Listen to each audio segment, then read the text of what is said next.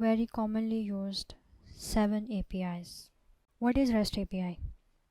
Think of a REST API like a waiter at a restaurant. You tell the waiter what you want, they go to the kitchen, get it, and bring it back to you. That's exactly what a REST API does between your app and a server.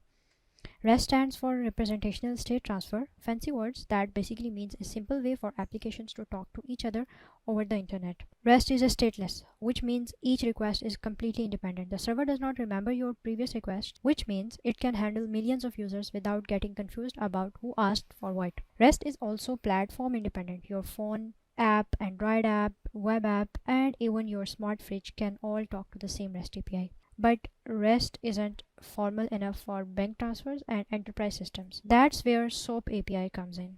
SOAP API. SOAP or Simple Object Process Protocol is one of the oldest and most formal ways that system communicates with each other. If REST is like casual phone call, SOAP is most like a formal business contract. Every message must follow strict rules and some wrapped in XML with a very specific structure. An envelope to wrap everything, a header for metadata, a body that holds the actual request or response.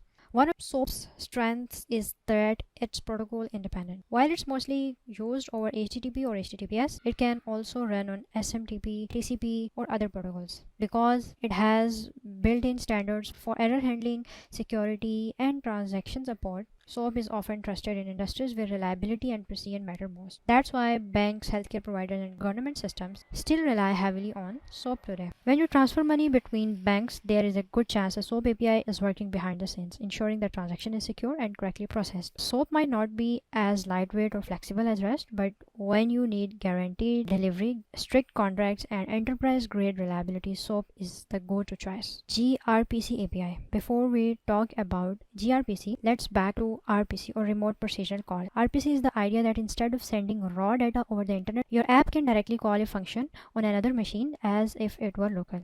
But early RPC systems like XML RPC and JSON RPC had problems. They were slower, text heavy, and did not scale well for today's massive real-time application. That's where gRPC comes in. gRPC is Google's high-performance modern take on RPC. Think of it as the Formula One car of APIs built for speed, performance, and precision. It's like the difference between mailing a handwritten letter versus zip all your files and sending them instantly. And here's the best part, rGPC support 4 powerful communication patterns. Simple request response just like REST, server streaming or live update, client streaming for sending continuous data, and bidirectional streaming where both sides can chat at once in real time. The performance gains are massive, often 7 to 10 times faster than REST in many scenarios. That's why gRPC is the secret weapon behind systems like Netflix, Uber, and high frequency trading platforms. GraphQL API stands for Graph Query Language, and it's about the change how you think about APIs forever. Created by Facebook, GraphQL is the game-changing query language that revolutionizing how we fetch data. Here's the problem that GraphQL solves. With REST APIs, you often get too much or too little data. Need a user's name and email. REST might send you their entire profile, addresses, preferences, and shopping history. That's called overfetching and it wastes bandwidth. Or worse, you might need to make multiple API calls to get everything you need. That's underfetching. GraphQL flips this completely. You write one query asking for exactly what you want, like just give me the username and email, skip everything else. One point, one request, perfect data every time. But the killer feature of GraphQL is real-time subscriptions. Your app can listen for live updates automatically. Plus, GraphQL is self-documenting with a built-in playground where you can test queries instantly. GitHub's entire API is built on GraphQL.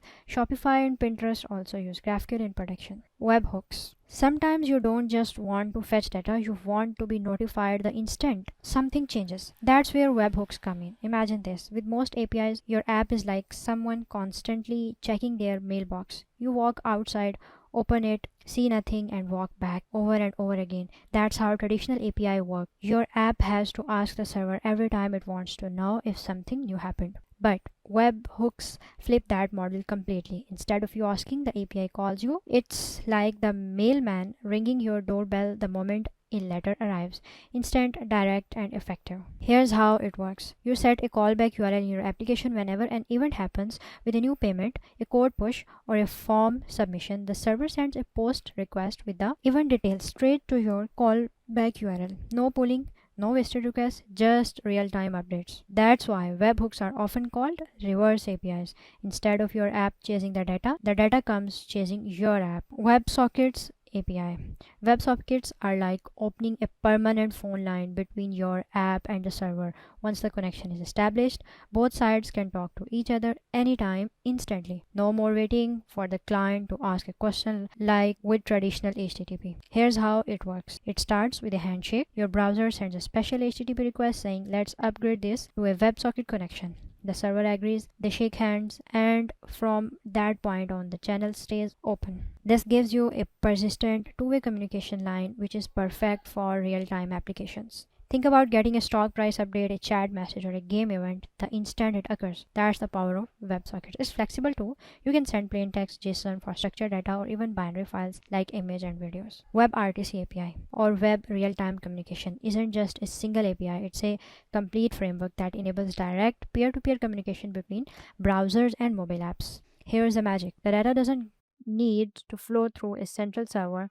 That's why WebRTC powers things like video calls, screen sharing, online gaming, and instant file transfers, all happening right inside your browser with no extra software. Think about your Zoom or Google Meet call. When you are talking, your video and audio are sent straight from your device to other person's device with no server in the middle storing or processing your private conversation. It's direct and real time. Behind the scenes, WebRTC takes care of the messy network details. It automatically negotiates the best audio and video format. It uses adaptive bitrate streaming, which means it constantly adjusts quality depending on your internet speed. The result? No server bottlenecks, faster communication, and smoother real-time experience. That's why WebRTC is the backbone of modern video conferencing, real-time collaboration tools, and peer-to-peer applications.